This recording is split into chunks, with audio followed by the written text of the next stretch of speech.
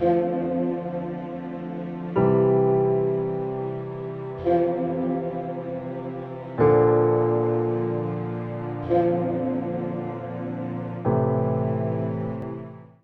میں سے ہمارے لیے آج کی تلاوت پہلا سیموئیل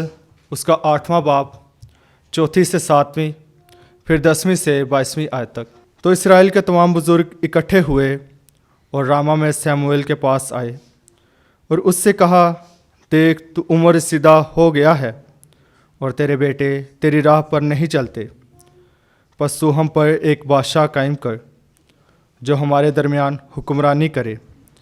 جیسا کہ سب قوموں میں ہے۔ تو یہ بات سیموئیل کی نظر میں بری معلوم ہوئی جو انہوں نے کہی کہ ہم پر ایک بادشاہ قائم کر جو ہمارے درمیان حکمرانی کرے۔ تب سیموئیل نے خداوند سے دعا مانگی۔ خداوند نے سیموئیل سے فرمایا کہ ساری باتوں میں جو لوگ تجھ سے کہتے ہیں ان کی سن، کیونکہ انہوں نے تجھے رد نہیں کیا بلکہ مجھے کہ میں ان پر حکمرانی نہ کروں۔ تو سیموئیل نے خداوند کی ساری باتیں لوگوں کو جو اس سے بادشاہ طلب کرتے تھے بتائیں، اور اس نے کہا کہ جو بادشاہ تم پر سلطنت کرے گا اس کا یہ ترک ہوگا کہ وہ تمہارے بیٹوں کو لے کر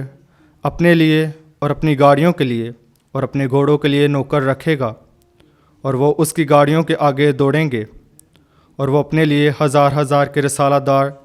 اور 50 کے جمع دار بنائے گا، ان سے ہل جتوائے گا اور فصل کٹوائے گا، اور لڑائی کے ہتھیار اور اپنی گاڑیوں کا سامان بنوائے گا، اور تمہاری بیٹیوں کو لے گا کہ وہ اس کے لیے عطر بنانے والیاں اور باورچی اور روٹی پکانے والی ہوں،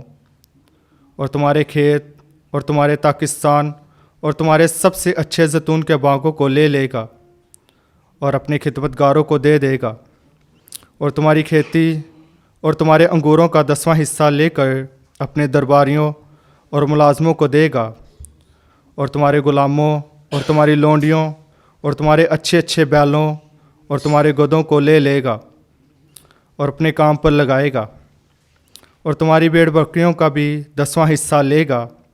اور تم اس کے لیے غلام ہوگے۔ تو اس روز تم اپنے بادشاہ کے باعث جسے تم نے اپنے لیے چنا فریاد کرو گے، لیکن اس دن خداوند تمہاری نہ سنے گا۔ مگر لوگوں نے سیموئیل کی سننے سے انکار کیا اور کہا، ہرگز نہیں، بلکہ بادشاہ ہم پر سلطنت کرے گا، اور ہم بھی ساری قوموں کی مانند ہوں گے، اور ہمارا بادشاہ ہمارے درمیان حکمرانی کرے گا اور ہمارے آگے چلے گا اور ہماری لڑائیاں لڑے گا۔ سو سیموئیل نے لوگوں کی ساری باتیں سنی اور خداوند کے کانوں میں بیان کی۔ تب خداوند نے سیموئیل سے کہا کہ ان کی سن اور ان پر ایک بادشاہ مقرر کر۔ تب سیموئیل نے اسرائیل کے آدمیوں سے کہا